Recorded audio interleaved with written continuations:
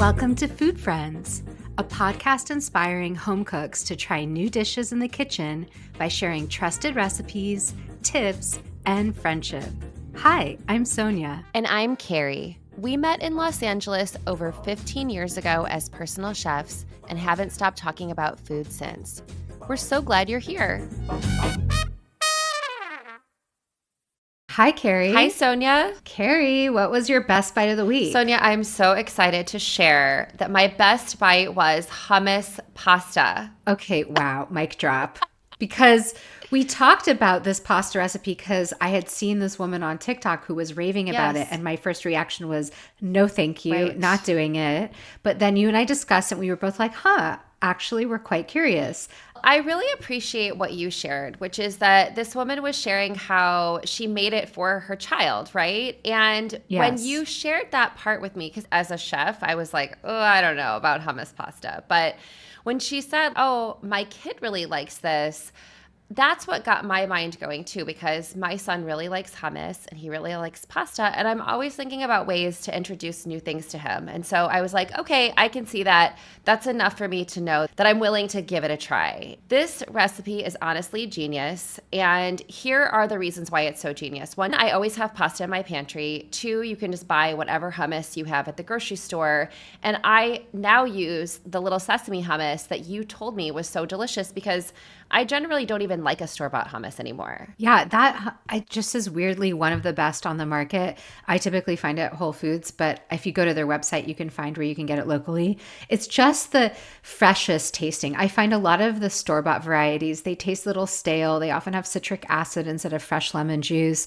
They have like a kind of powdered spice taste instead of a fresh garlic taste. Yeah. This one tastes lemony, garlicky. This is not sponsored, by the way. No one has even ever sent us this product. It was just like, wow, this is genuinely good. Yeah, it's just good hummus. So, I mean, this is really one of those dishes that comes together super fast. I get my pasta water going as quickly as possible because really just even making the sauce is so fast. So you chop up a shallot or two. You can use onion. I've made it a couple of times. I definitely like the shallot a little bit better. So shallot, a little bit of garlic, olive oil, you get that going. You add a whole container, like an 8-ounce container of the hummus, and you take some of the pasta water and you thin it out so it's this like creamy sauce. You add your pasta when it's done. And I will say, I really like a traditional spaghetti for this. And I'll share a little bit more about that in a second. But you put your pasta in, you swirl it all together, you cook it down a little bit so it's creamy, and then you add fresh lemon juice and fresh lemon zest. So you're kind of reiterating these flavors because you've got the shallot and the garlic. And I had some scallions. I always kind of have scallions like in my fridge or sitting on my countertop. And so I added some scallions to the end, and it was so lemony, creamy, light. It really didn't taste like hummus, but it was this super creamy pasta that did not have any cream in it, honestly. And what was the review of your son, Mac? What did he think? Mac loves it. One night when Mac was at basketball practice and James and I were eating dinner, just the two of us, I also really love the little sesame. I think it's like a jalapeno. It's like a spicier version of their hummus, which Mac does not like. And so I was like, you know what? I'm going to make this hummus pasta, but I'm going to make it a spicy version for me and James. It was delicious, but I didn't like it as much.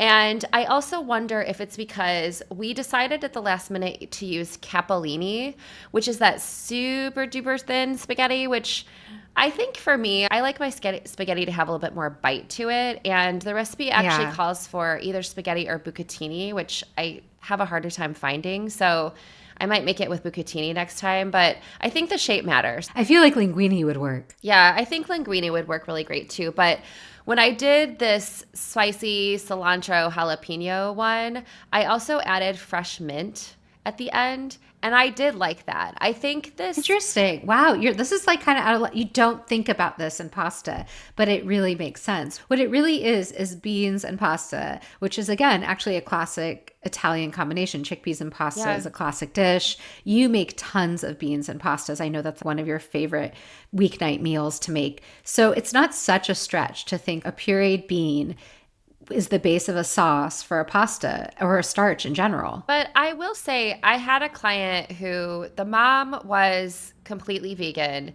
and the dad and the kids ate only meat. And so finding meals to kind of put everyone at the same table was always a little bit difficult. And there was a time when I did make this bean pasta sauce, and I just was kind of like, ugh, it was too heavy. And that's what I think is solved by you starting with the hummus, which is already creamy. It already has tahini in it, which is very creamy.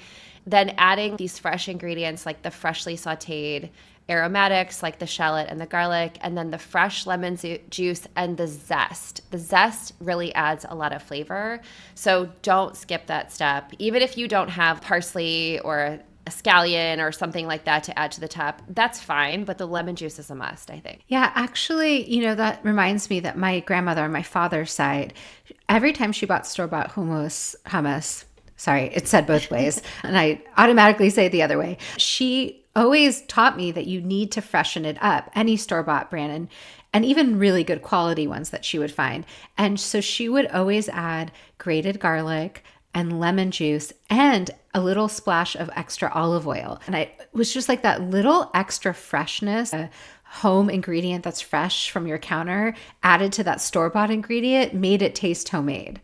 Yeah, I mean, I think if you're a cook, that logically makes sense to you. But it's funny, Yeah. I learned that trick from a client. I had a client who she loved fresh lemon juice. So there would always be fresh lemon juice and then some of whatever good olive oil we had at the house. And just mixing that in to what you've got in the fridge, even if you've already made it homemade right before serving, it makes such a difference. Yes, absolutely. Well, Carrie, I'm excited to share my best bite of the week, which is pretty simple. And it came from a night when I wanted to do the least. I did not want to spend a lot of time cooking.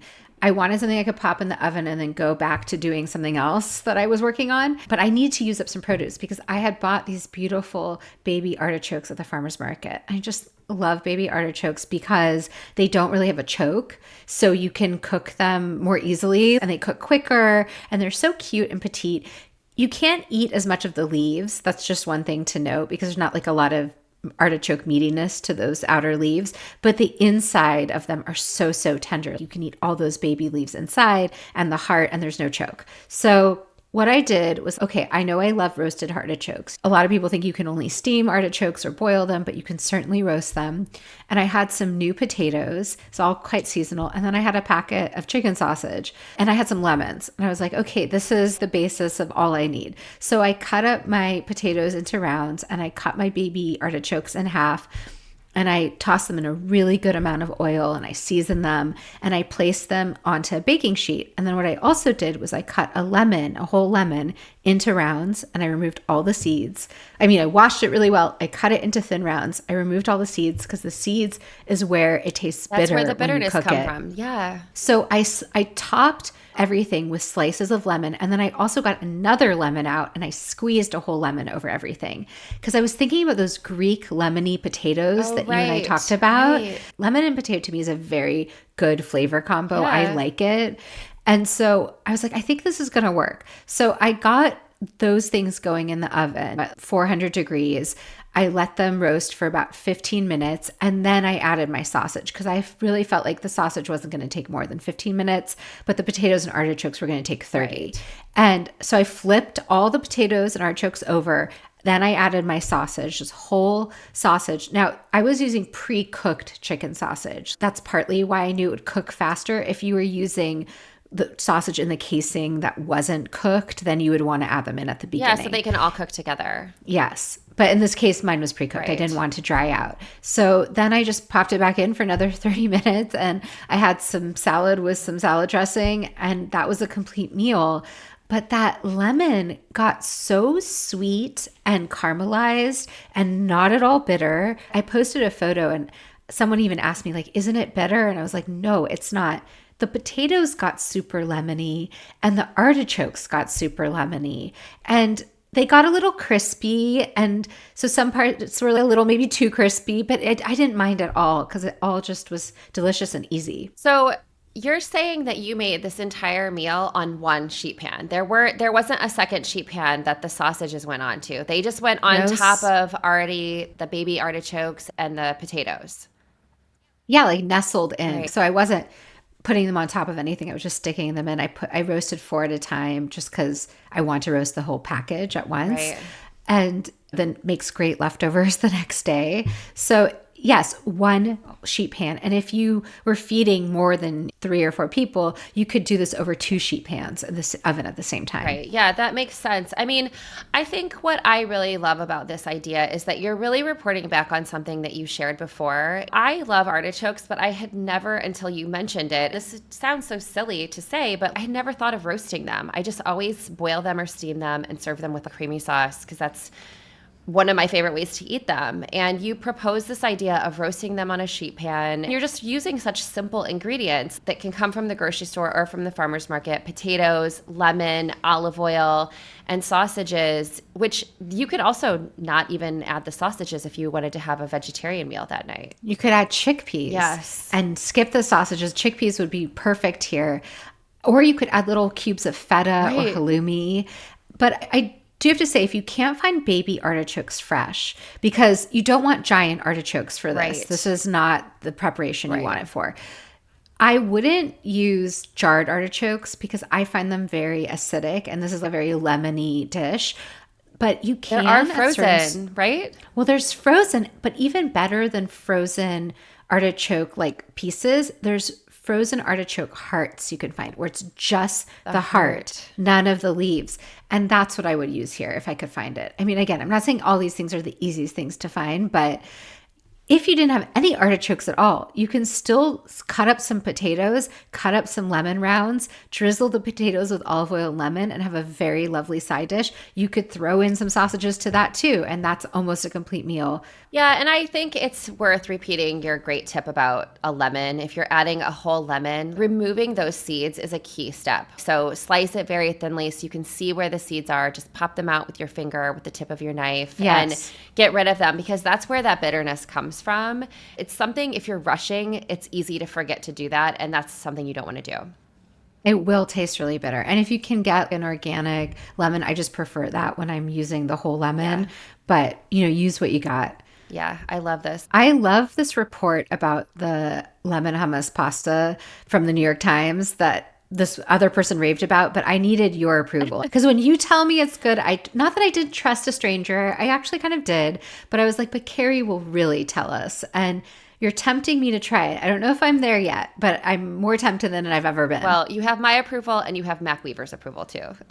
That's the real approval, right? And until next time. Until next time, bye. Bye. Thanks for being our food friend. If you enjoyed our podcast, please subscribe, leave us a review, and share this episode with friends. We love hearing from you, so follow us on Instagram or drop us a line at foodfriendspodcast.com.